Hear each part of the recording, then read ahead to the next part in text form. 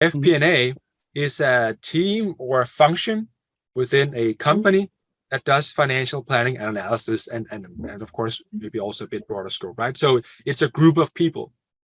Business partnering is an activity that this group of people should be doing.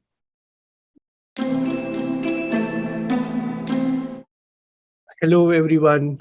Today on All About FP&A, we have with us Anders Liu-Lindberg. I know he doesn't need any introduction.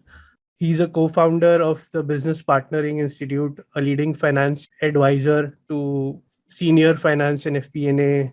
He's also a co-author of the book Creating Value as a Business Partner, and he writes to 100,000 people every day on LinkedIn via his blog post and newsletter. Hello, Anders, and thank you for joining us today. Hey, Asif, thanks a lot for having me here. It's great to connect with you and just I guess talk about what we are passionate about. So really excited about being here today. Thank you so much, and thank you so much for making it happen so soon. I never thought I'll get time on your calendar within a week or two of asking for it. So thank you for making it happen very soon.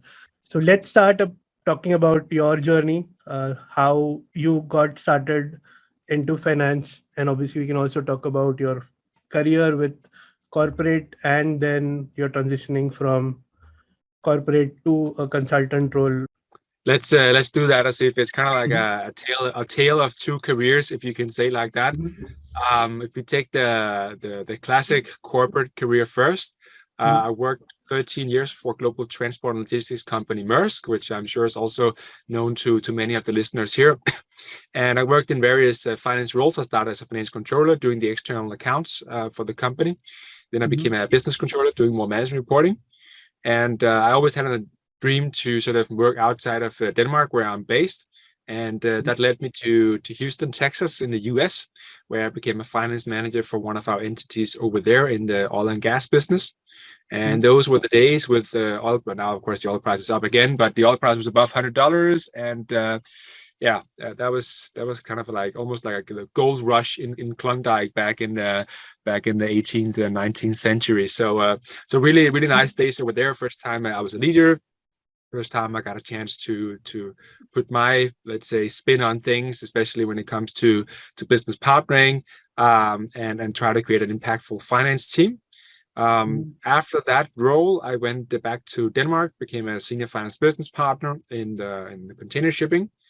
And I did that for a few years, and it wasn't so much a business partner role, I would say. It was more kind of like a finance change role where we did a lot of finance transformation, we redesigned roles, responsibilities, and I also did some business partnering, but it really wasn't a big emphasis in that role. Then I became what we call the global PMO for the finance leadership team at the Maersk, where the transformation projects sort of continued. We ran the largest business finance training program, I think still to date, at Maersk. We had almost 500 people going through that program in 2017. So really, really large scale. And I went through it as a participant. I was also a program leader of that. And of course, that sort of helped shape also my thinking about business partnering. Then a new CFO was about to come on board, and a lot of organizational changes kept happening, as they usually do at Maersk and probably other big companies as well. So I was asked to take on a new role, again as a senior finance business partner, and then this time it was a real finance business partner role, if we can call it that, working with product teams at Maersk to sort of increase the profitability of products, i.e. container vessels sailing from Asia through Middle East to Europe.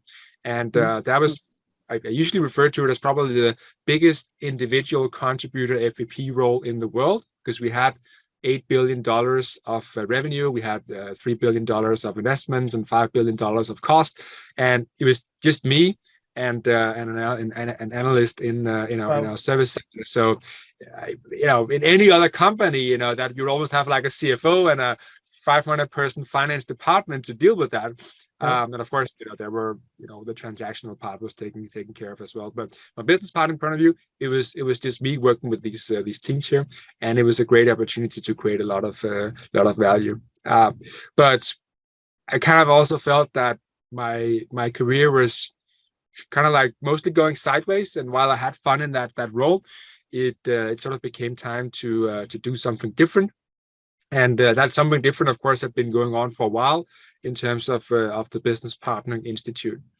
We launched the Business Partnering Institute in 2018 after having had dialogues around it with Michael, our managing partner, since 2016. And when we launched it, it was just Michael. He was a one-man band. In 2019, we got our second partner on, Benita, who's also still with us. And then we had another guy in to run some stuff, and it didn't really work out with that guy.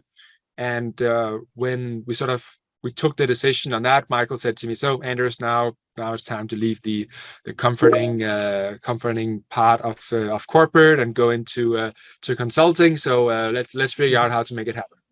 And we found a way to make it happen. So I resigned Maersk end of 2019 to start at BPI early 2020. And of course, that was a big step for me, having been 13 years in corporate. And then 2 weeks after I started, the pandemic hits. So even though I made my first sale after 10 days, which is kind of like crazy going from corporate to consulting, that sale died because they were supposed to fly in a global leadership team to Germany, and that didn't happen. We had worked with a global airline company to do some training. That, of course, completely fell through. And everything we had in the pipeline basically just died from a few weeks to the next weeks. So for the first 6 months, to be honest, I didn't do a lot. Yes, worked with the back end, create a new website and product sheets and whatnot, but not a lot of client-facing work. After the summer holidays of 2020, things started to pick up. And in December 2020, I invoiced double as much as I did in the previous 10 months and managed to meet my quota for the year. It wasn't a gold rush, let's say like that, but it was a very nice feeling to say, hey, I carried my load even in a year like 2020. And then it just continued up from there with big clients and lots of learning and development programs and consulting engagements, and the company is growing. We went from the 3 partners in 2020 to I think we're probably 7 people by the end of 2021, and from 1st of October we're going to be 13. So it's a big growth journey here. And obviously I went from being a finance professional to being a consultant, and my main role now at BPI is really to do sales and marketing. So imagine how a finance professional transforms themselves from corporate to consulting to sales and marketing. I don't think many have gone through that development. Of course, I'm not the only one. It's a huge transition, and I think what helped me is that I worked 10 years at becoming a great finance business partner, and it really took me 10 years. But going through that personal transformation journey made it so much easier for me to become a consultant and really just help clients in need of becoming better at business partnering, which is, of course, what we do here. So that was kind of like the classic corporate to consulting career story. But as I said, it's a tale of 2 careers. So there's, of course, also the LinkedIn story, if you can call it like that. And I started sharing content on LinkedIn all the way back in 2012. So it's 10 years this year. And in the beginning, of course, LinkedIn was a kind of immature content platform. So what I did was I shared interesting articles in different groups on LinkedIn. Groups were a bit different back then. And it led to a bit of discussion. But I think the real starting point was in May 2014, when LinkedIn opened up its blogging platform to ordinary people. And I thought to myself, now is my chance. I'm gonna start doing my personal branding, and I'm gonna start writing articles. I had written on a few other sites before, so it was nothing new to me. But still, of course, this was a big commitment to start writing on LinkedIn, because as with anything on LinkedIn and anything in life, really, you have to be consistent to make it worth it. But I started in May 2014, and since then, I have written, except for holidays and whatnot, at least 1 blog post per week since 2019, so that's 5 years later, 2 blog posts per week, and today it's 2 at least, and sometimes 3 in a week. And that means I think it's around 650 blog posts now on LinkedIn, which probably I'm not the one with the most, but I don't think there's 100 people on LinkedIn that has more blog posts than me. And now we're not just talking finance and accounting, we're talking across the platform. Yep. So it's pretty big, and also considering that this content is created for LinkedIn first, it's not something I've copied from other blogs I'm running anywhere else. It's LinkedIn first. So that was big for me to start that. And I can tell you, Asif, in the beginning when I posted, it was like if I had 200 people reading it, that was really good. And I was sort of hoping for something big to happen, like someone picks it up and it goes viral. But honestly speaking, not a lot of stuff happened in the beginning. But after I think 27 blog posts, some editor on LinkedIn picked it up, and while it didn't mean that suddenly 100,000 people were reading it, it definitely felt nice that someone was recognizing that here's a guy doing blogging, and we need to feature this. So that helped me keep going. And then of course I built more skill in actually writing, and I became more focused on writing about finance, whereas the beginning maybe I just wrote about something that popped into my mind. So it became more about finance. I started writing in series rather than just individual articles. And in 2018 is the next game changer when LinkedIn they launched a pilot called newsletters, which of course many people are doing today, like yourself. But the pilot launched back in 2018, and it was an open application process. Luckily, someone tagged me in that, so I could actually apply for it. So I applied, and of course, having that track record of blogging on LinkedIn meant that I could get into the pilot. So I got access to the newsletter in September 18, and I started in October 18, launching the newsletters, Trends in Finance and Accounting. And then, of course, I've kept publishing in Trends in Finance and Accounting, and now it has 130,000 plus subscribers, which means every time I publish, they get an email and they get a notification on LinkedIn, which obviously is that's a big newsletter. So it's pretty nice. But because I've been writing so much, I had so many ideas. My backlog for things I wanted to publish just became longer. And back in the pilot days, you could create as many newsletters as you wanted. So I created a second one called Here's the Future of FP&A and Business Partnering, which is, of course, more niche focus, where I really just focus on FP&A and business partnering, whereas Trends in Finance and Accounting can be everything from AI to blockchain to accounting operations to, of course, FP&A and business partnering as well. So since February 19, I've published twice a week, and Here's the Future of FP&A and Business Partnering now has 57,000 subscribers, I think, last time I checked. So it's almost 200,000 subscribers in total to those newsletters. Before getting access to the newsletters in 2017, I remember this quite vividly because I had published a post in early August 2017 where I had reached 6,666 followers. Of course, followers and connections. And I thought to myself, okay, when am I going to reach the 10,000? This is going to be a bit exciting. And then after that, I broke the algorithm, if you can say like that. And I had multiple 100,000 views and 300,000, 400,000 view posts. So from in the space of August to December 2017, I connected with, I think, 9,000 people. So I went from 6,666 to more than 15,000 in 4 months, which was pretty exciting, of course. And I continued connecting with people, albeit I became more purposeful around it. So my following really started to grow there, which also, of course, provided a great baseline for launching newsletters and just starting to write more content. So I don't remember exactly when it was I started posting daily, but it happened somewhere along that timeline. And then, of course, I started to post daily. I became more purposeful around what to post.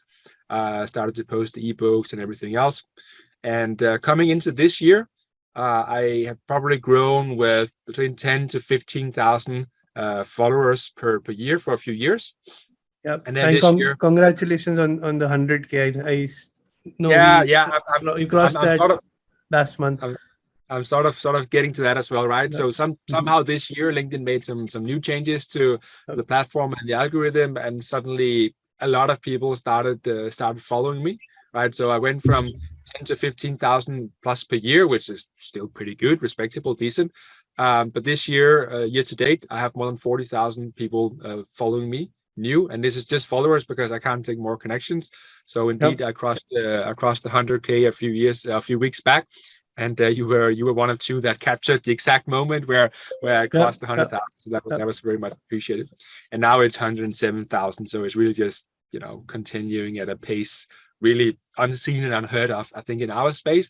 But I think you sort of know know what it feels like with the pace that you're shooting there as well.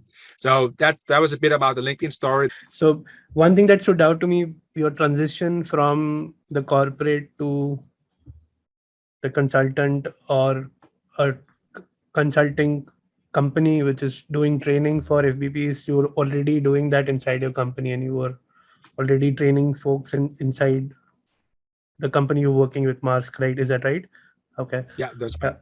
Yeah. Yeah. So I think you were already doing that, and just moving from corporate to being a consultant entrepreneur. Yeah. So that is amazing. Like you using the same set of skills and then helping more people outside your company. And also the timing of the transition was during COVID. So that was something I had to face myself, and it was very challenging. I also did something similar before COVID, and I had to come back because of COVID. So that was something very well pulled off, especially given the pandemic. Yeah, and I Also, think I Mhm, just maybe adding on that point, Steve, I think one thing is mhm, to transition from corporate to consulting, doing the same thing, but of mhm. course, going to consulting means that at least in companies that are small like ours, is that you also need to sell, right? Yeah, So yeah, could yeah, just be doing training without having to sell, but I needed to sell as well, and this is maybe for all the finance business partners out there, you can actually sell because you're good at building relationships. And yeah, a lot of selling, especially in consulting, is about relationship selling, right? So you don't, it's not like a used car salesperson, right? You're not yeah, selling products like that. You're selling based on the relationships that you have forged. And because I had been doing the LinkedIn game for so long yeah, without having a product, once I switched to having a product, it was actually it was fairly easy to sell it because of course there was a need and demand in the market, and I was a trusted voice, trusted source for that kind of knowledge. So the selling bit, even though you would think that should be the hard part, was actually, it turned out to be quite easy because we yeah, could really help companies with what we're doing. But that was something that typically scares a lot of corporate people to go into consulting. Can I sell? yeah. But ask yourself, are you good at building relationships? And if the answer is yes, then you can definitely also sell. Before we move on to the finance business partnering, we also noticed you have a new podcast on LinkedIn, and I heard one or two episodes of it. I heard the very recent one, the data analytics versus finance. So how is that experience, podcast? I think you started that recently, a few months back. Yeah, yeah. So whenever LinkedIn, you know, Mhm, puts out new functions, I'm always thinking about how can I leverage this. mhm, And LinkedIn Live, of course, is a video based feature. I was the first one in Denmark to run one of those back in 2018 or 19 or something like that. mhm. But I had some technical challenges with that, so I stopped that. But then when LinkedIn Audio came around, obviously during Clubhouse, I don't know if you ever got into that, Yep, Asif, but yep, yep. the audio rooms, right? So all the big social media platforms that basically copied that concept, and LinkedIn also launched the LinkedIn Audio. And I thought to myself, well, I did it on Clubhouse. I managed to go from 0 to 2,000 followers in a few months, but what would be the potential of doing it when you had 100,000 followers? Yep. So I always thought I needed to do this, but of course I also needed to find time. So I had the concept. I knew how things would work. I just needed to get started on it. And coming back from summer holidays, it was the perfect time because I was starting a new article series on trends in finance and accounting. You mentioned yourself, finance versus data analytics. So I basically just said, let's go, and then I launched it, and we had, I don't know, 25 people listening in on the first one, then 70 on the second, and 90 on the next ones. And there's more than 200 people coming in and out. And it's just a short half an hour format where I'll go through the blog post I published in the morning. It typically runs on Mhm, Thursdays. And then mhm. I'll invite people to the stage to share their perspectives on the blog post or ask questions. And so anyone in the world can basically join in and share their thoughts and be part of the show. Then, of course, we record the show to publish as a podcast. Mhm. And we just launched the podcast last week with episode 1. So we have sort of like a 6-week gap from the live show until the podcast comes out. So the podcast launched last week on all the known channels, and Mhm. then of course we'll just continue going at that. I think it's a very interesting format where you actually get to connect more closely with your followers, and your followers get a chance to connect with you. And so I really like that part, and because we can repurpose it into a podcast, it works well for everyone. So I'm really excited to see how this is going. And yeah, I don't know, maybe 100 people have downloaded the podcast so far. So of course it always goes slow in the beginning, but with the reach that we have on socials, I'm sure it's gonna go very well. Yep, I'm sure it will, and we'll put a link wherever we post this video to the Finance Master podcast. Okay, let's talk about business partnering, which is a key theme for today. I know FP&A as a function and business partnering, they are very closely related in terms of what FP&A is supposed to do in terms of value addition. So wanted to understand your thoughts on what is business partnering to you. And I saw the Business Partnering Institute definition of impact is equal to influence. So maybe we could talk about that as well. Yeah. So I mean, first off, speaking of business partnering versus FP&A, which some people are like, okay, what are these things? I think let's just start there. FP&A is a team or a function within a company that does financial planning and analysis, and of course, maybe also a bit broader scope, right? So it's a group of people. Business partnering is an activity that this group of people should be doing. And of course, there are more than this group of people that can be doing business partnering. Controller teams can also do it, and so on.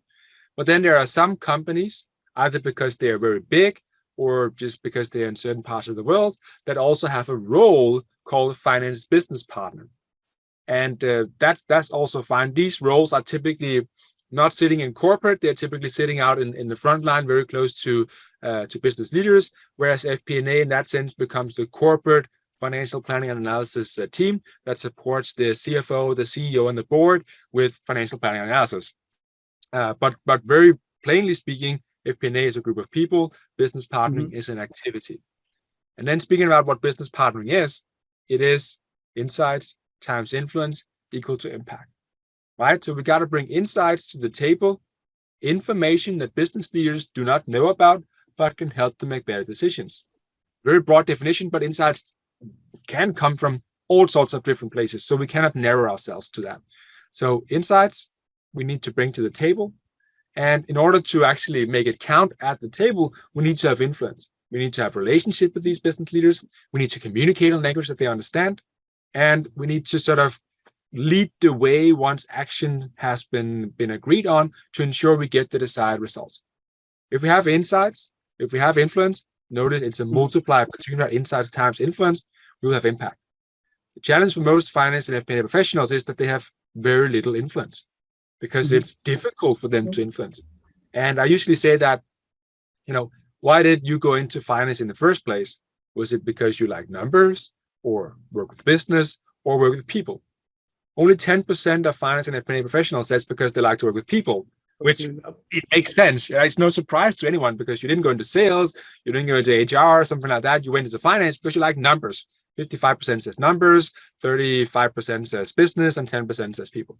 Right? So we're not what I usually call people. We are numbers people. But now we need to be people because otherwise we have no influence.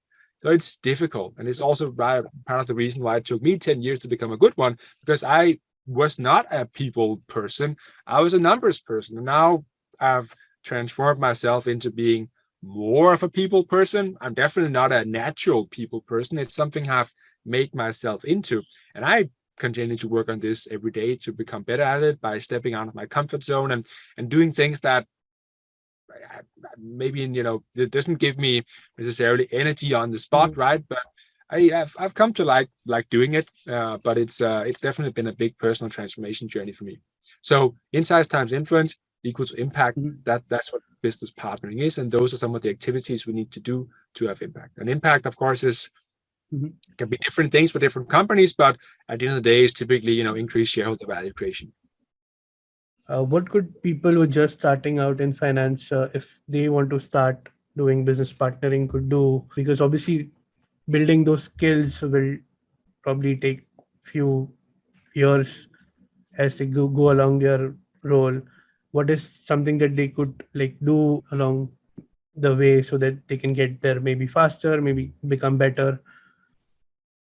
Yeah, so I think in order to do business partnering, right, we need to generate insights, and they typically come from working with data and reporting and analysis, and that's something you can do when you start early on in your career. If you're just out of university, or you've just you've finished your chartered accountancy and you've spent the 2 years in the Big Four, and now you want to go into to industry, you don't just go into a finance business partner role. I mean, maybe some do, but I don't think it's the right thing to do. You can maybe go into a financial analyst role, right? So you'll be supporting those that are having the primary stakeholder relationships, right? So what can you do early on? You can become great at generating insights.